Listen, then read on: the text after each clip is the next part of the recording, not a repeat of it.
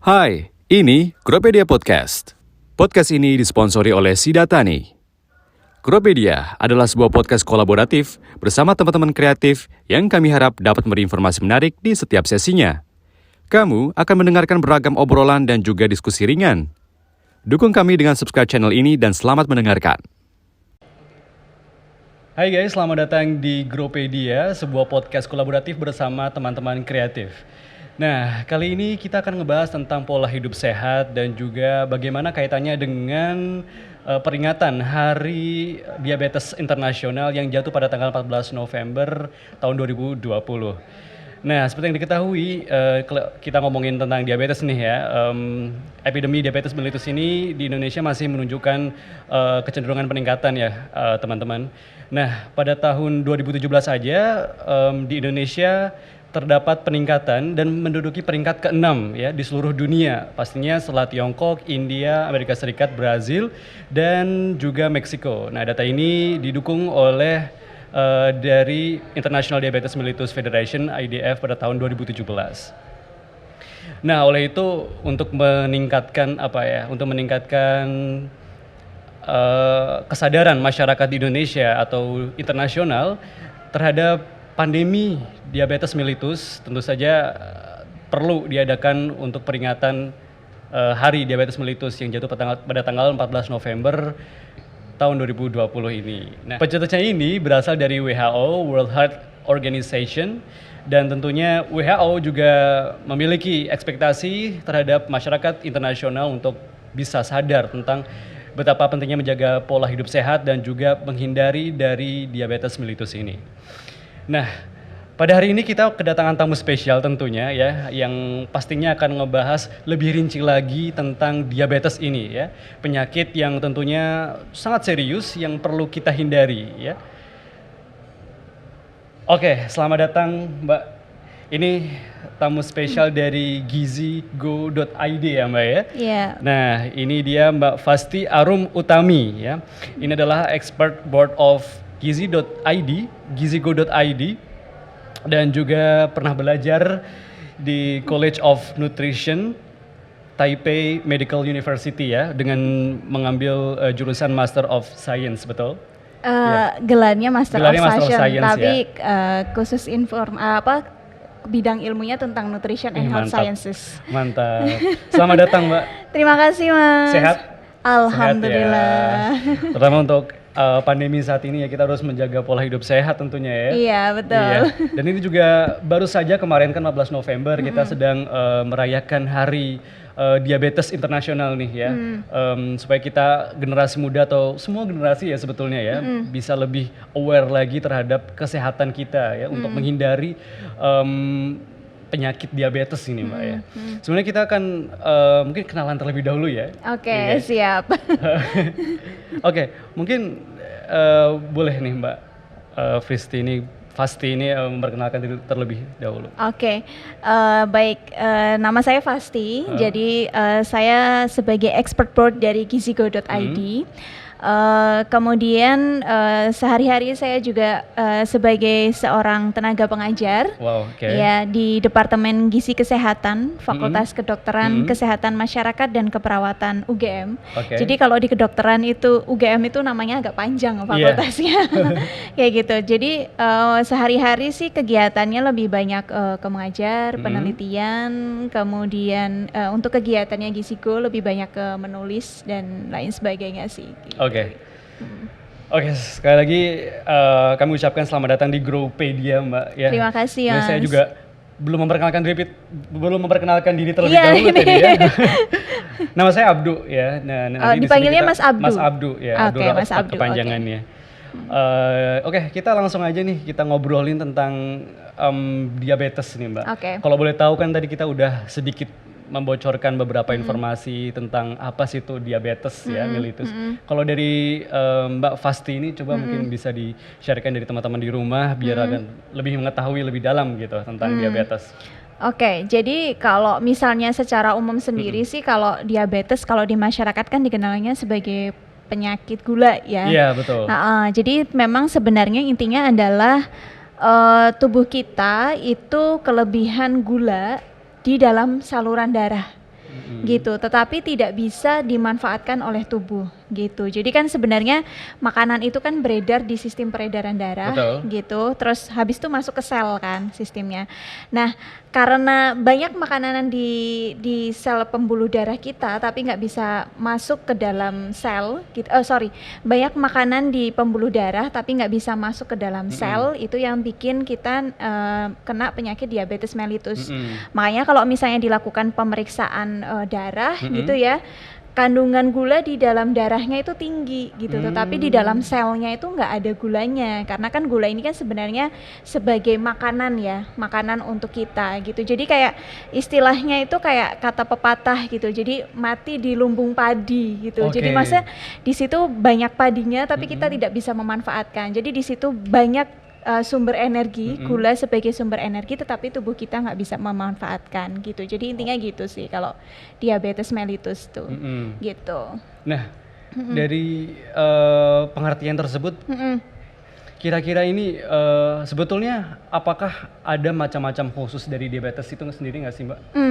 Sebenarnya kalau jenisnya secara umum itu ada dua gitu ya. Kita kenalnya ada dua, tipe 1 dan tipe 2. Kalau tipe 1 itu biasanya disebut sebagai juvenile diabetes.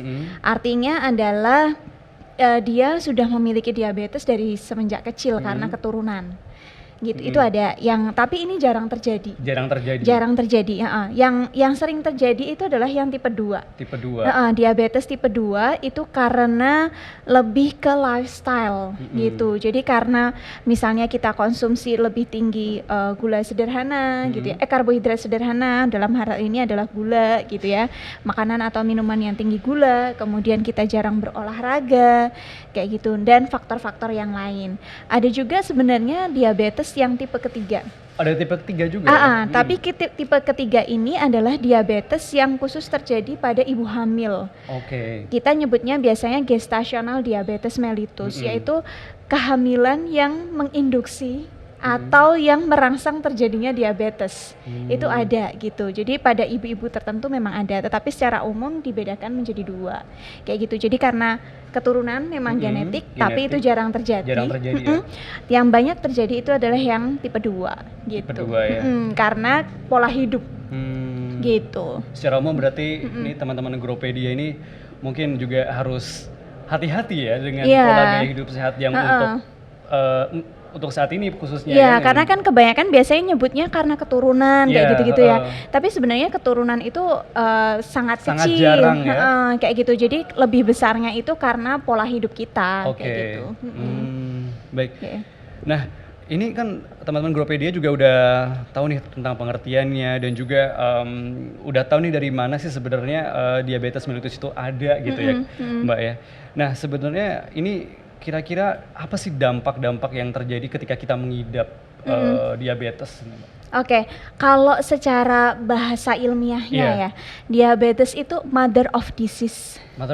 Iya gitu. Jadi ibu dari segala penyakit. Jadi kalau misalnya seseorang itu udah kena diabetes, biasanya dia itu pintu untuk penyakit-penyakit yang lain. Gitu. Jadi biasanya orang yang terkena diabetes itu tidak hanya sekedar diabetes. Kalau misalnya dia tidak bisa menjaga pola hidupnya. Gitu. Jadi biasanya nanti akan muncul komplikasi yang lain nih. Kayak misalnya retinopati. Retinopati itu artinya ada kerusakan di bagian mata. Biasanya orang yang terkena diabetes ada yang kena katarak juga kayak gitu. Kemudian ada juga yang kena diabetes kemudian mengarahnya ke kerusakan ginjal. Itu juga ada. Kemudian kalau misalnya risikonya dari diabetes sendiri itu kan, kalau misalnya luka itu kan susah sembuhnya, Mas. Nah, susah sembuhnya itu karena kandungan gula dalam darahnya tinggi kan. Nah, karena itu makanya kan lukanya itu jadi sulit untuk kering. Sehingga di situ tumbuh banyak bakteri gitu. Jadi kalau misalnya tidak dirawat dengan baik, orang-orang yang dengan diabetes ada luka, biasanya dia kecenderungannya nanti akan terjadi infeksi, akhirnya ada amputasi atau pemotongan gitu. Jadi sebenarnya kenapa sih seberapa penting kita harus mengetahui diabetes gitu? Karena diabetes tuh biasanya pintu dari segala penyakit kayak gitu. Termasuk juga kalau orang ada diabetes biasanya juga ada hipertensi, ada hiperkolesterol gitu. Jadi dia nggak pernah yang namanya berdiri sendiri gitu. Oh gitu. Jadi kalau misalnya dia kadar gula darahnya udah kurang bagus nih. Nah, biasanya kadar lemak dan lain sebagainya di dalam tubuh kita juga nggak bagus. Oke. Kayak gitu. Mbak, kalau bicara tentang ini nih, kan kadang tuh penyakit diabetes itu kan memang diderita oleh mungkin tadi dengan pola gaya hidup yang tidak sehat, kemudian mungkin juga orang sudah lanjut usia. Apakah mungkin kalau penyakit diabetes ini juga mengidap teman-teman kita yang memang masih remaja atau ya masih umur-umur 25, 30, apakah mungkin, Mbak? Jangankan umur 20 atau Iya. 25, anak usia remaja Oke. masih SMP, SMA aja mungkin, Mas. Oke. Gitu, maksudnya dalam artian kita di sini di Jogja, untuk anak-anak usia remaja, SMP, SMA saja untuk yang terkena diabetes itu sudah tinggi.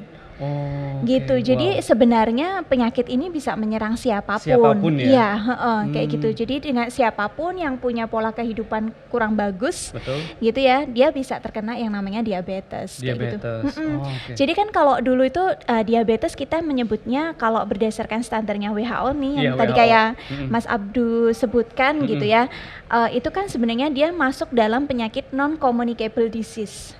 Oke, Non-communicable disease. Jadi kalau secara besar itu disease atau penyakit itu ada dua, Iya. communicable disease dan non-communicable Oke, disease. apa itu, Kak? Kalau communicable disease itu artinya penyakit yang bisa menular. Contohnya karena virus kayak sekarang corona, Iya, corona. kayak gitu. Kalau non-communicable disease adalah penyakit yang dia tidak menular. Contohnya adalah diabetes, hipertensi, kolesterol, itu kan tidak menular sebenarnya. Kayak gitu. Jadi karena non-communicable disease ini biasanya terjadi pada orang-orang yang sudah lanjut usia sebenarnya. Karena kan kalau lanjut usia itu kan sebenarnya sudah ada penurunan organ-organ tubuh ya, kayak gitu, sehingga wajar kalau misalnya dia terkena penyakit-penyakit non-communicable disease. Nah, menjadi tidak wajar karena sekarang trennya non-communicable disease ini sudah terjadi pada usia produktif bahkan usia remaja, kayak gitu. Jadi ini bisa menyerang siapapun, kayak gitu. Oke, jadi waduh, jaga serem juga ya. Nah, sebenarnya apa sih faktor yang betul-betul membuat seseorang itu mengidap diabetes mellitus, Mbak? Mungkin lebih ke faktor risikonya faktor ya. risikonya Faktor gitu. risikonya sebenarnya diabetes itu banyak, Iya. gitu. Yang pertama adalah yang sebenarnya bisa menjadi semacam awareness atau peringatan buat kita itu adalah sebenarnya sebelum adanya diabetes itu ada ada transisi gitu. Jadi yang disebut dengan sindroma metabolik gitu. Jadi sindroma metabolik itu adalah orang itu nggak sehat tapi juga nggak sakit gitu. Jadi tanda-tandanya itu adalah itu semacam buat peringatan buat kita sih gitu. Jadi kalau misalnya nih teman-teman yang pengen mencegah adanya diabetes itu sebenarnya ada gejalanya. Yang pertama adalah untuk itu lebih ke faktor risiko ya. Faktor risiko ya, betul. Jadi yang pertama itu adalah lingkar pinggang. Oke. Lingkar pinggang. Jadi kalau misalnya Sudah oversize gitu ya, Mbak ya? ya oversize. Jadi misalnya untuk laki-laki dan perempuan itu berbeda. Tadi kan Mas Abdul menyebutkan ada International Diabetes Federation ya. Nah, IDF itu menyebutkan juga ada beberapa kriteria orang-orang yang pengen perhatian terhadap diri sendiri. Betul. Untuk mencegah penyakit diabetes gitu. Yang pertama adalah lingkar pinggang. Untuk laki-laki itu adalah 90 cm. Kalau udah di atas 90 cm berarti harus hati-hati. Oke. Kalau perempuan itu di atas 80 cm. Tuh. Jadi kalau misalnya jahitin baju tuh ditanya beneran tuh sama tukang penjahitnya itu lingkar pinggangnya berapa gitu. Jadi kalau misalnya udah di atas 90 untuk laki-laki berarti harus hati-hati. Kalau perempuan lebih kecil lagi di atas 80 jadi cut off-nya 80 cm. Gitu. Itu yang pertama. Itu yang pertama ya. Kemudian yang kedua adalah pemeriksaan laboratorium. Gitu. Jadi kayak misalnya pemeriksaan gula darah gitu kan. Kemudian yang kedua pemeriksaan kadar trigliserida gitu, kadar lemak gitu ya. Kemudian ada kadar kolesterol yang harus diperiksa, ada kolesterol LDL, HDL gitu ya. Jadi kalau misalnya cek di lab itu kan kita biasanya ada hasil pemeriksaan kita, kemudian habis itu ada standarnya berapa gitu ya. Kalau misalnya dari hasil tekanan darah kemudian hasil dari cek kolesterol dan lemak kita tinggi gitu ya, ditambah dengan lingkar pinggang, hati-hati. Waduh. Nah, itu bisa ke arah ke diabetes, gitu. Jadi itu belum diabetes, jadi istilahnya kayak semacam pre-diabetes. Ya. Jadi peringatan buat kita gitu. Kalau itu adalah sebagai faktor risiko bisa terkena yang namanya diabetes gitu. Jadi biasanya memang diawali dengan kelebihan berat badan. Kalau laki-laki kan biasanya tipenya lebih ke perut ya. Lebih ke perut gitu. Kayak gitu udah agak bentuknya. buncit-buncit gitu. Apalagi yang zaman sekarang, aduh masih muda perutnya buncit ya kan. Itu nah, gitu. Hati-hati. Iya. Itu biasanya itu adalah faktor risiko utama. Faktor risiko gitu, utama. Ya. Jadi memperbesar peluang untuk mengidap penyakit ini ya? Betul, kayak gitu. Jadi yang memang perlu diperhatikan pertama itu adalah dari lingkar perutnya, kayak gitu.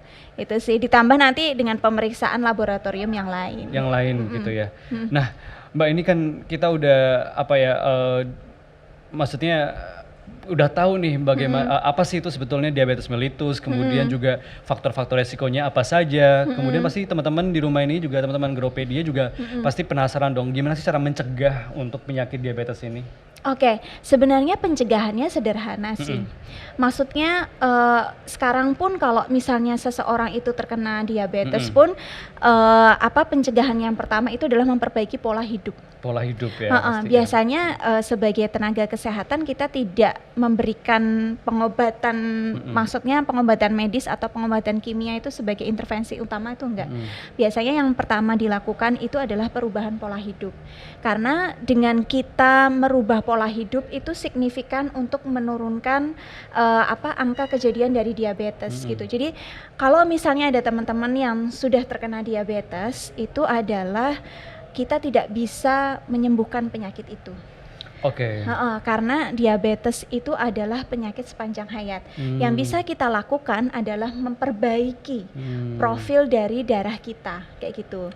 Jadi begitu. Jadi kalau misalnya sekali sudah terkena diabetes, maka tidak bisa disembuhkan. Yang bisa kita lakukan adalah dengan menjaga agar tekanan darah kita mendekati normal. Profil lipid atau profil lemak kita juga mendekati normal gitu. Mendekati normal ya, bukan normal. Ya. Karena kalau sudah terkena penyakit diabetes tuh sulit kayak gitu. Ya. Dan mencegah terjadinya komplikasi. Karena tadi kan di awal diabetes itu kan gerbang untuk segala penyakit ya.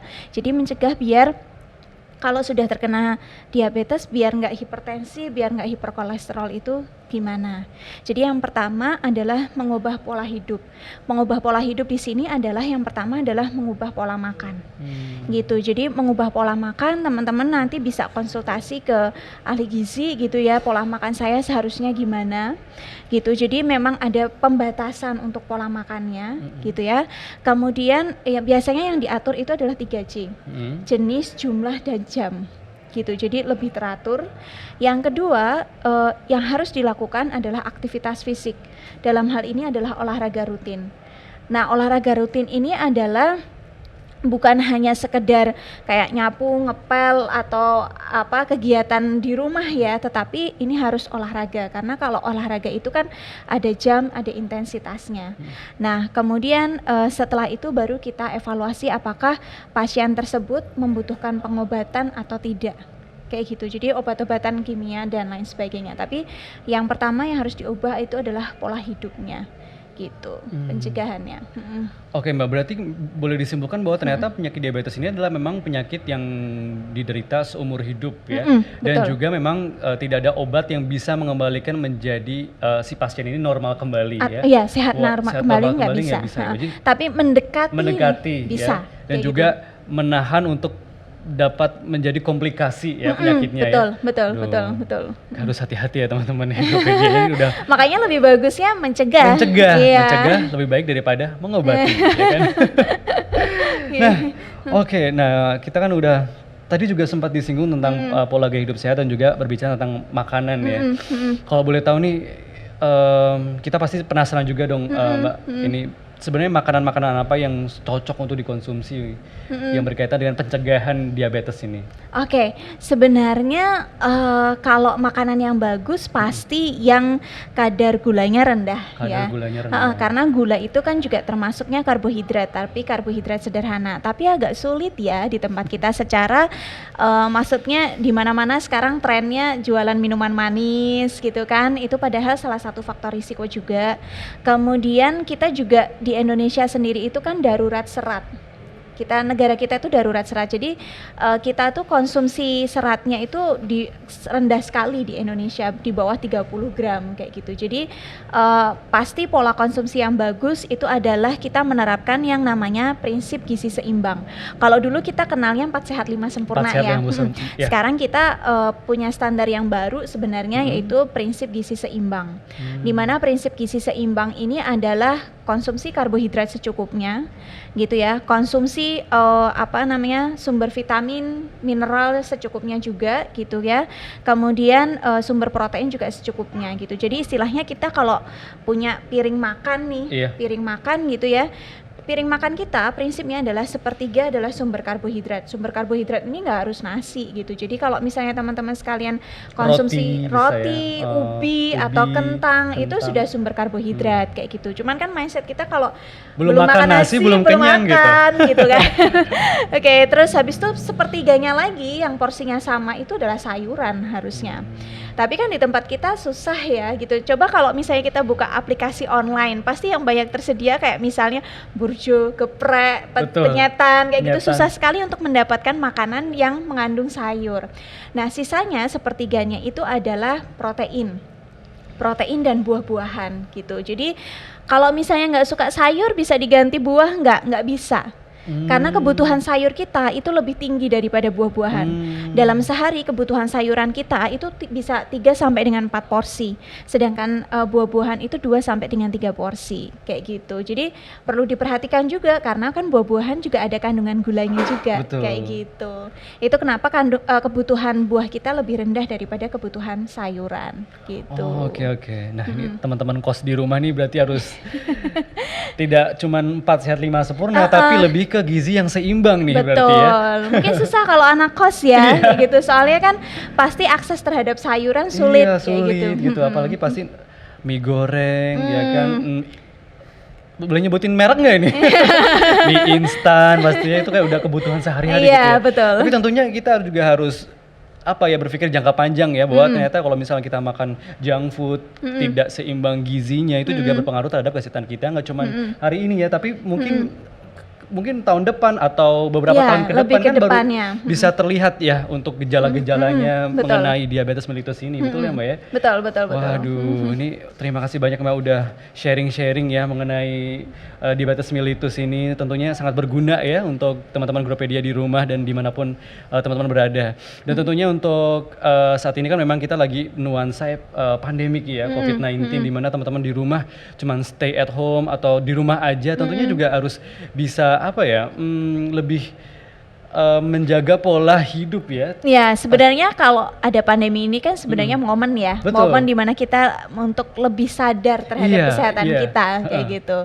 Dan mungkin kan juga ada yang lebih sering jadi masak di rumah daripada beli kayak gitu. Kayak gitu. Jadi mungkin bisa jadi momen juga buat kita kayak gitu. Saya aja yang dulu cuman kayak kuliah kemudian cuman di kosan, ketika di rumah kita juga lebih bisa aware sama diri sendiri gitu, lebih kayak waduh ini di luar banyak virus, jadi lebih bisa fokus terhadap kesehatan, makan makanan pasti kalau di rumah kan jadi lebih bisa teratur ya makanannya, dan juga banyak waktu luang bisa berolahraga. Nah, ini teman-teman di rumah bisa mendapatkan insight baru kan dari Mbak Fasti ini, pola gaya hidup sehat, olahraga yang teratur kayak gitu ya.